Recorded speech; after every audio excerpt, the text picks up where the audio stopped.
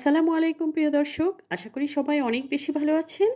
আজকে নতুন আরেকটি রেসিপি নিয়ে চলে এসেছি। আমার আজকের রেসিপি হলো চিকেন ক্রোকেটস। ক্রোকেট হলো এক ধরনের মিটবল। এটা সাধারণত মাংস আর হচ্ছে সাথে ম্যাশড পটেটো এবং অন্যান্য উপকরণ দিয়ে তৈরি করা হয়। চলুন তাহলে দেখিয়ে দিচ্ছি কিভাবে এই চিকেন ক্রোকেটস তৈরি করতে হয়। ক্রোকেটস তৈরির জন্য প্রথমেই চুলায় একটি ফ্রাইং প্যান বসিয়ে দিয়েছি আর তাতে দিয়ে দিয়েছি 2 টেবিল চামচ রান্নার তেল।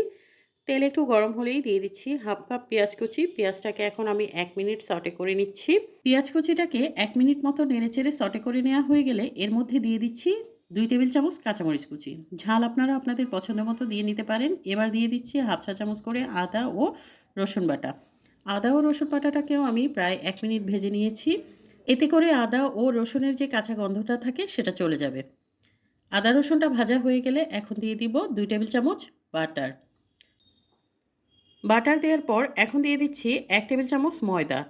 এখন ময়দা, বাটার, পেঁয়াজ আর বাকি সব উপকরণ একসাথে 2 থেকে 3 মিনিট ভেজে নিব। বাটার এবং ময়দা একসাথে 2-3 মিনিট ভাজার পর এর মধ্যে থেকে সুন্দর একটা স্মেল যখন বের হবে তখন দিয়ে দিচ্ছি হাফ কাপ লিকুইড দুধ। দুধটা দেওয়ার পর এখন এটাকে কন্টিনিউয়াসলি নাড়তে থাকবো আর সব উপকরণগুলো একসাথে মিশিয়ে নিব। মেশাতে মেশাতে এক পর্যায়ে এটা যখন এরকম ঘন হয়ে আসবে তখন এর মধ্যে দিয়ে দিচ্ছি আগে থেকে সেদ্ধ করে রাখা 200 গ্রাম বোনলেস চিকেন। আমি এখানে চিকেন ব্রেস্ট ব্যবহার করেছি। আপনারা চাইলে চিকেনের যে কোনো অংশ থেকে মাংস নিয়ে সেটাকে সেদ্ধ করে আপনারা এভাবে শ্রেড করে নিতে পারেন। এবার চিকেনটাকে একটু নেড়েচেড়ে ভালো করে মিশিয়ে নিচ্ছি।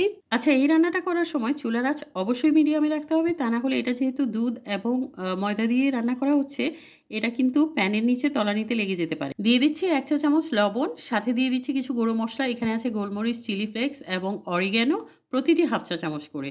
সাথে দিয়ে দিচ্ছি চিনি হাফ চা চামচ। এবার সব উপকরণ একসাথে নেড়েচেড়ে মিশিয়ে নিব মাংসের সাথে। আর 1 থেকে 2 মিনিট রান্না করে নিচ্ছি। আর 1 থেকে 2 মিনিট পর এটা বেশ ভালোই ঘন হয়ে গেছে। মাংসের মিশ্রণটা এরকম ঘন হয়ে যাওয়ার পর এখন দিয়ে দিচ্ছি আগে থেকে সেদ্ধ করে রাখা 2টি মিডিয়াম সাইজের আলু। আলুটাকে আমি গ্রেটারে গ্রেট করে নিয়েছি, যাতে করে এটা একদম মিহি হয়ে যায় আর মাংসের সাথে একদম ভালো মতো মিশে যায়। এখন নেড়েচেড়ে মাংসের সাথে ভালো মতো মিশিয়ে নিব। তারপর আর 2 থেকে 3 মিনিট রান্না করে নিব। আর রান্না করতে, করতে এটা এক পর্যায়ে একদম প্যানের গা ছেড়ে আসবে। এর মধ্যে দিয়ে দিব কুচি করে রাখা ধনেপাতা।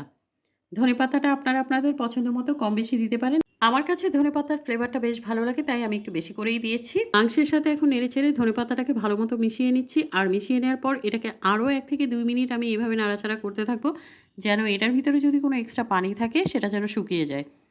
এভাবে নেড়েচেড়ে 1 থেকে 2 মিনিট রান্না করার পর এখন এটাকে চুলা থেকে নামিয়ে ঠান্ডা হওয়ার জন্য একপাশে রেখে দিব।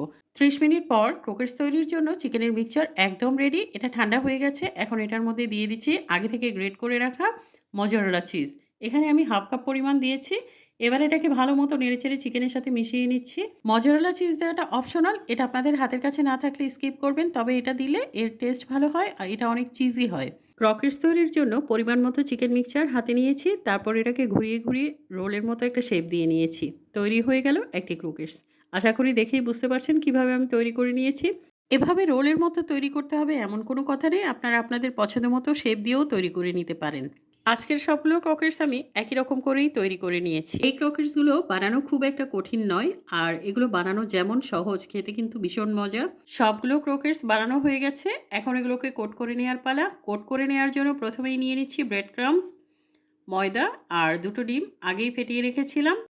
কোট করার জন্য প্রথমেই একটি ক্রকেটস নিয়েছি। এটাকে এখন ময়দায় ভালোমতো গড়িয়ে নিব।